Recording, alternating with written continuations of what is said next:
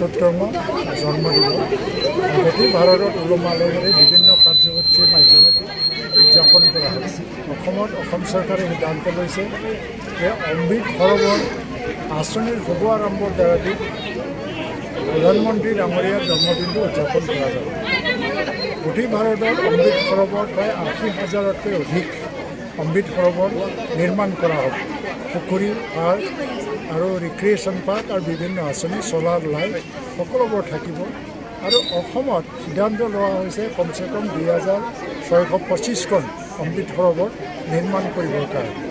ইয়াৰে আমাৰ বাক্সা জিলা হিচাপে নিৰ্দেশ মৰ্মে আমাক ৭৫টা অমৃত সৰোবৰ আঁচনি আমি কৰিব লাগে। ৭৫টা ৱাটাৰ বডি আমি গঠন কৰি ল'ব লাগে। কিন্তু আমি অবিভক্ত বাক্সা জিলা হিচাপে তামোলপুৰক সামৰি লৈ পেলাই ৯৫টা অমৃত সৰোবৰ আঁচনি চিনাক্ত কৰা হৈছে। ইয়াৰে ৪১টা আঁচনি আজি শুভাৰম্ভ কৰা হ'ল। খনন কাৰ্যটো আৰম্ভ হ'ব।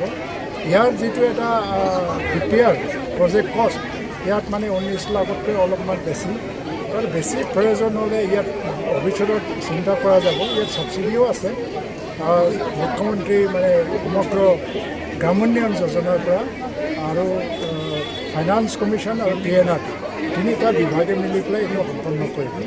ইয়াৰ উদ্দেশ্য হ'ল যে যিটো ৱাটাৰ ক্ৰাইচিছ হৈছে গ্ল'বেল, অসমতো এইটো আৰম্ভ হৈছে। জলবায়ুৰ পৰিৱৰ্তনৰ যিটো এটা প্ৰভাৱ অসমতো আৰম্ভ কৰে। যোৱাকালি বিধানসভাত আমাৰ স্বাস্থ্যমন্ত্ৰীয়ে যিটো তথ্য দিছে, সেই হিচাপত অসম এতিয়াৰ পৰা প্ৰস্তুতি ল'বৰ প্ৰয়োজন হৈছে যে জলবায়ু পৰিৱৰ্তনৰ পৰা বা গ্ল'বেল ৱাৰ্মিঙৰ পৰা অসমখন বচাবৰ কাৰণে তাত প্লেণ্টেশ্যন আছে আৰু যিটো ৱাটাৰ কনজাৰ্ভেশ্যন আছে নিজৰ পুখুৰীৰ দ্বাৰা। ইয়াৰ দ্বাৰা খেতিয়কসকলক পানী যোগানো কিছু ক্ষেত্ৰত কৰিব পৰা যাব। আৰু যিটো গ্ৰাউণ্ড ৱাটাৰ লেভেল তললৈ গৈ আছে, তলৰ পৰা তললৈ, ইয়াৰ পৰা এই অঞ্চলখন বচাবৰ কাৰণে প্ৰতিখন গাঁৱত যেতিয়া অমৃত সৰোবৰ হ'ব তাৰ দ্বাৰাটো যথেষ্ট সহায়ক হ'ব। এইটো ক্লাষ্টাৰ লেভেল ফেডাৰেশ্যন গাঁও অঞ্চলত বনোৱা হয়। তেওঁলোকক চলাবলৈ দিয়া হ'ব আৰু কেয়াৰটেকাৰ দিব। তাতে স্থায়ীভাৱে ভাৰতৰ পতাকা উৰিব আৰু চলাৰ লেম্প থাকিব, গাৰ্ডেন থাকিব আৰু সেই গাঁৱৰ ৰাইজৰ সুবিধাৰ কাৰণে বিভিন্ন ধৰণৰ সুবিধা ইয়াৰ সৃষ্টি কৰিব। লগতে মই আজি PMAY ঘৰৰ 2টা ঘৰ শুভাৰম্ভণি কৰিছোঁ। তেওঁলোকে 1,30,000 টকাকৈ PMAY ঘৰ পাইছে। আৰু আজি পচন মাহ বাক্সা জিলাত আহি গৈছে। তাৰ পৰা হয়তোবা দৰঙত যাব, ওদালগুৰিত যাব, কামৰূপ মেট্ৰ'ৰ পৰা আৰম্ভ কৰি পেলাই কামৰূপ ৰুৰেল আৰু নলবাৰীৰ পৰা আহি বাক্সাত সোমাইছে। আৰু এই ইন্দ্ৰল পাঠক যিটো হাইস্কুলত পচন মাহৰ উদযাপনটো আমি কৰিলোঁ, হেল্থ মেলা কৰিছোঁ, নিউট্ৰিশ্যন বা এনিমিয়া সম্পৰ্কে টেষ্ট কৰি আছে। মূলতঃ আমাৰ পুষ্টিহীনতাত ভোগা বাচ্চাবিলাকক আমি উদ্ধাৰ কৰিব লাগে। পুষ্টিহীন মুক্ত আমাৰ নতুন প্ৰজন্ম আমি সৃষ্টি কৰিব লাগে। তাৰ বাবে মাক বাপেকৰ মাজত, ৰাইজৰ মাজত যি সচেতনতা আছে, এই অভিযানৰ দ্বাৰা এই সচেতনতা আনিবলৈ চেষ্টা কৰা হৈছে। আৰু বাক্সা জিলাত ইয়াৰ বাহিৰেও খোৱা পানীৰ সমস্যা আছে বা যেনেকৈ হেল্থ ছেক্টৰ বহুতখিনি কৰিব লগা আছে।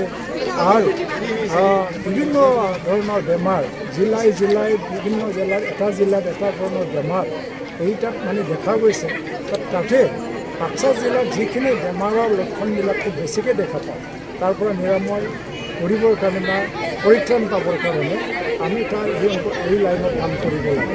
এই পচন মাহ সম্পৰ্কে যি সজাগতা অভিযান, ইয়াৰ দ্বাৰাদি ডক্টৰসকলে আজি মানে প্ৰেক্টিকেলি তেওঁলোকে টেষ্টিং আৰম্ভ কৰি দিছে আৰু গাইডলাইনছ দিছে যে কেনেকৈ পুষ্টিকৰ হ'ব পাৰে। অংগনবাদী চেণ্টাৰবিলাকক আধুনিকীকৰণ কৰাৰ মাধ্যমেদি বাচ্চাবিলাকৰ পুষ্টি আৰু পুষ্টিহীনতাৰ সমস্যা দূৰ কৰা এই গোটেই সময় মানে